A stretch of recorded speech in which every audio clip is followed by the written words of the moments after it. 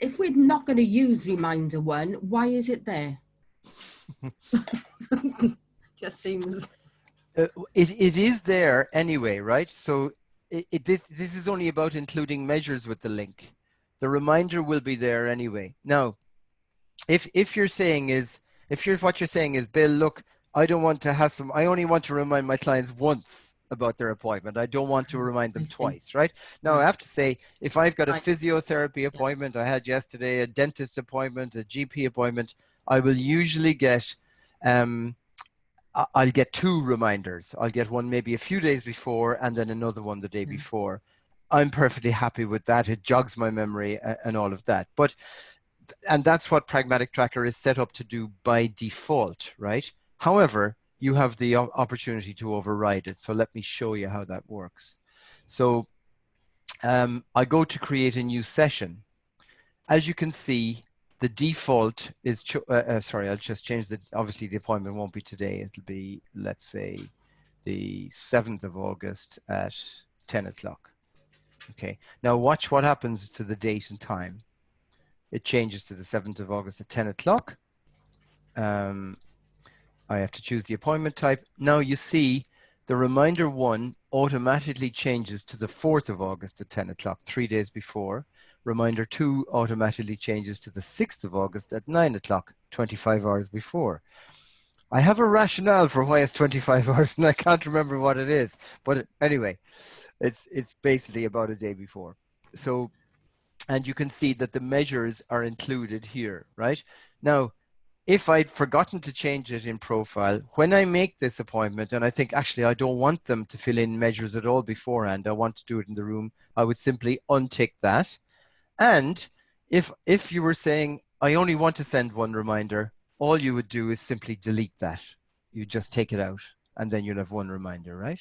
Yeah. But the default is 2 reminders, 1 3 days before, 1 day before, and then you decide whether you want to include measures or not, right? Yeah. Does that make sense great. to everybody? Yeah. I think I was getting confused with sending out to the forms. Yes. That's why I was getting confused. Yeah. Was it, well, why that's do we right. need And that's why I wanted reminder? to take this time.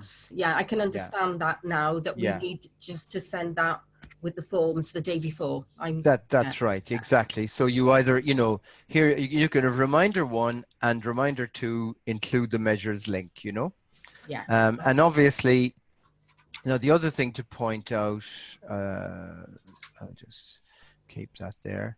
The other thing to point out is when you get a new client referred to you, by default, these will all be chosen like this, right, in client profile.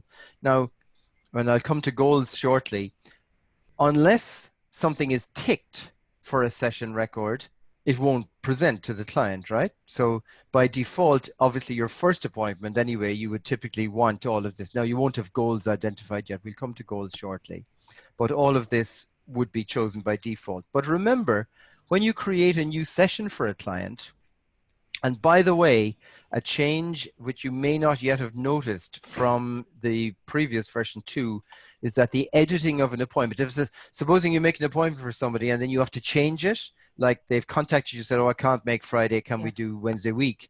You'll have to edit the date of the appointment. So the editing place, you go to your appointment, they want to come on the 9th of August, you go to this tool here, this little pencil thing, edit this appointment, you hover over it, that's what it says, and you go in and you can make that the 8th of August or whatever.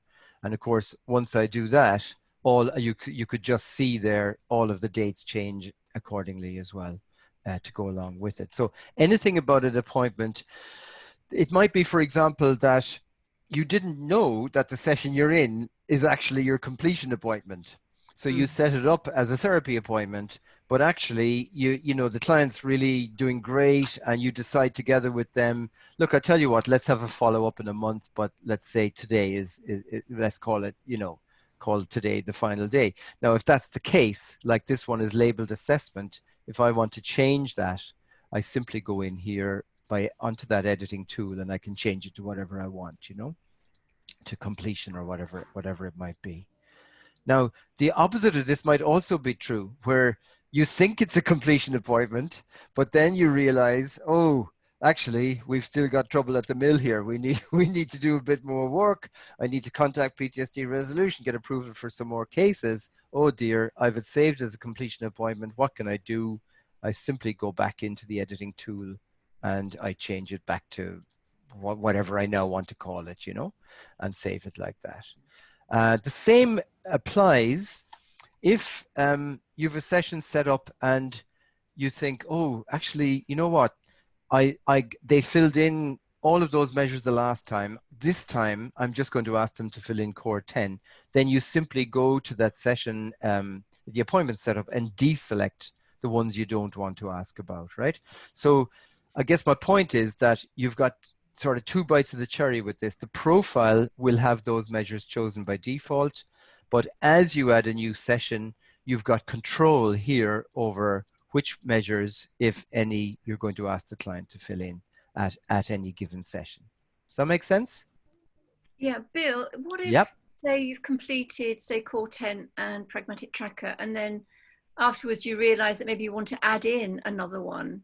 How do you edit to add another one in? Is that you mean you want to add in another one before the clients come in for the session and you want them to fill it in, or you decided to do it on paper in the session, or what? You've done it on paper in the session. Right. And then once you've kind of added it, you realize that maybe you haven't added another form that you had there. Yeah, like, exactly. And you want to add in another scale. Yeah, right. So, oops, sorry. Just make that a different date there. August the 14th, let's say. That'll do. Create. Right. So, 14th of August, let's imagine the client came in, and before they came in, they'd filled in their core 10 and their goals, right? But then in that session, you wanted to check in with the impact of event scale, right? Yeah. So you pull out a paper version and you get them to fill that in. And then how do you get it in afterward? That's what you're asking me, right? Yeah. Okay, so you go to that session, 14th of August, you go to the edit over here, you scroll down and you simply click impact of events 15 and save. And now it's there ready for you to fill in. Okay? Okay, so the edit is in the session bar. Session, right. So you've got your session list, and these are the edit tools over here, right? Okay. So anything you want to change, a date, a session type, a measure that you want to add in later, that's how you do it, right? Mm-hmm. Is that clear for everybody? It's a great question. I'm delighted you're asking these questions, because these are things that are going to be important for people who watch this stuff afterwards, hopefully to pick up on. Yeah, Jim. So is that my question answered? Not quite. Okay. So Jim's question, if correct me if I'm wrong, Jim. Jim's question was: client comes in and they did all their measures beforehand. How do I send them a feedback after the session? Isn't that your question, Jim? Exactly. Right. Yeah. Okay. Yeah. Now, number one, if your profile has been set up to auto, they will automatically get it. It will just go out anyway through the system, right? 6 hours after the appointment ends. So you can forget about it. It'll happen automatically, right? Okay. But the other thing is, if for some reason you hadn't chosen auto here, what would then happen is you're in that session, you've done your session, and at the end, you simply can go here, send reminder and feedback link to the client, and you click OK, and it'll go out to them, right? Automatically. So you've got a manual override within the system here at any point, both in terms of sending out measures beforehand or sending out feedback questionnaires afterwards, right? Okay. Got that? Yeah, not quite. Okay. Carry on. For some reason or other, I took out the F5 before the session. You turned it off. Yeah. So it's not there to send. Right. Okay. So this is more or less the same as Carmen's point, right? So let's go back in here. So what you're saying is you had done that. Oops. There. Like that, right? Now, if it ain't ticked, it can't go, right? Exactly. So Yeah. so it has to be ticked, right? Yeah. Now the default, let's go back here. The default will be with the F5. Some people, you know, the difference between F5 and F7 is obviously two questions. It's just two more areas for comment.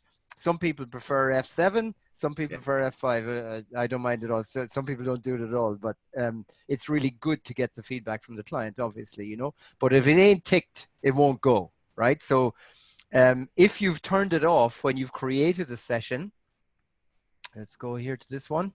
So if you've turned it off, it can't go. It has to be ticked there, right? Yep. Once it's ticked there, if you've got auto switched on, it will go automatically. If you don't have auto switched on, you can override anyway, or you can always override anyway by simply going here, send reminder and feedback link, right? Yeah. But obviously that won't be there unless it has been ticked, you see? Exactly. It won't present. Now there's one more thing just while I'm in this bit. There will be times that a client just doesn't, you know, they've decided, yeah, I'll do it by email. I like getting emails to fill in measures. And then I get an email, I'm on my bigger screen at home, blah, blah, blah. But there will be times, and I'm sure you've all had this, where the damn thing isn't turned up. The client just hasn't got it, right? That is incidentally one of the big reasons we've introduced SMS, because okay, it's on their phone, they're filling it in on their phone, but at least you know the link has come through, and it'll 100% guarantee it'll come through SMS as long as the phone number is correct. But if for whatever reason either they're not getting those emails from Pragmatic Tracker, or they can't find them in spam or whatever. I mean, that is a problem. Sometimes they first go to spam. You've got to tell them, look in spam, and white label them and, you know, say the address is safe. But if for any reason you want to send a link directly to either the outcome measures or the feedback measures, the link is right here for you. Look at it just there. So you can take it from there, copy it, and paste it into an email. Now,